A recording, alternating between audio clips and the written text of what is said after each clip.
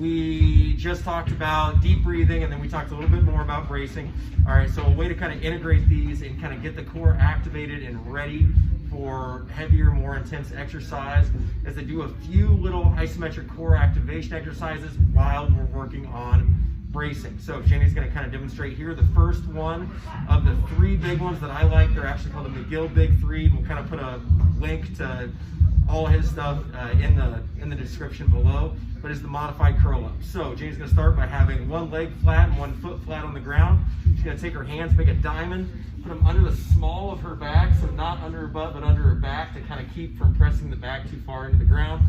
She's going to raise her elbows slightly, all right, and then she's going to come up just a millimeter off the ground. There we go. Now she's going to want to crunch up as far as she can to make it a little bit easier, but we're going to try to avoid that. We're going to try to keep the spine as straight as we can so it's nice and long, all right, and kind of tough on those muscles that are kind of keeping the ribs and the pelvis together, all right. And so if you need to relax really quick, you can, or if you want to just stay with it. All right, so she's a trooper. She's going to keep on going. So she's going to stay in that position right there, and then from that position she's going to brace as hard as she can, all right, for a good 3 to 5 count. Just brace, brace, brace, brace, brace, and then relax. All right, she's going to switch legs, all right, just kind of keeping the pelvis neutral as we're doing this. Raising the elbows, raise the shoulder blades just about a millimeter off the ground, and then same thing, brace, brace, brace for a good 3 to 5 count as hard as you possibly can, and just really trying to get these muscles involved and ready to go. All right, so usually doing this for 2 to 3 sets of 3 to 5 seconds per side, all right, and then rolling right into a side plank. You can do this however you want.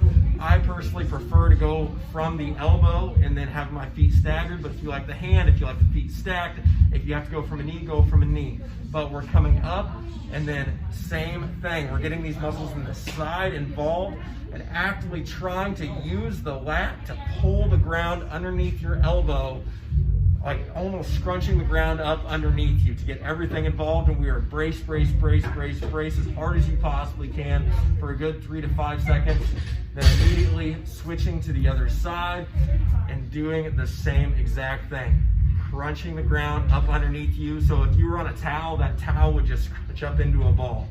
All right, and then brace, brace, brace for a good 3 to 5 count. Again, doing this for 2 to 3 sets of 3 to 5 seconds per side, and then going right from that into a bird dog. And so same thing here. All right, you're in that kind of quadruped position, and I like to almost crunch the ground up underneath me. So if you think like your dog playing on a relic, how they crunch it all up into a little ball, that's exactly what you're doing. All right, pulling the ground in as hard as you possibly can, bracing that core, and then nice and easy without compromising your spine position, driving one fist out in front of you and the opposite leg out behind you. So seeing how Jenny's back stays nice and straight as she does this, because she's got that core as tight as she possibly can. Again, bracing for a good 3 to 5 count, and then nice and slow coming back and switching sides. There you go, perfect.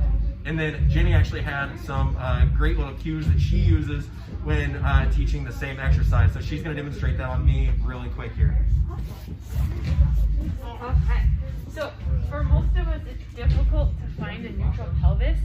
So when you come into quadruped, when you're on your hands and knees, I like to think of pull your belly up to fill up your lower back. And then without bending the elbow, sort of let your chest melt. Yeah.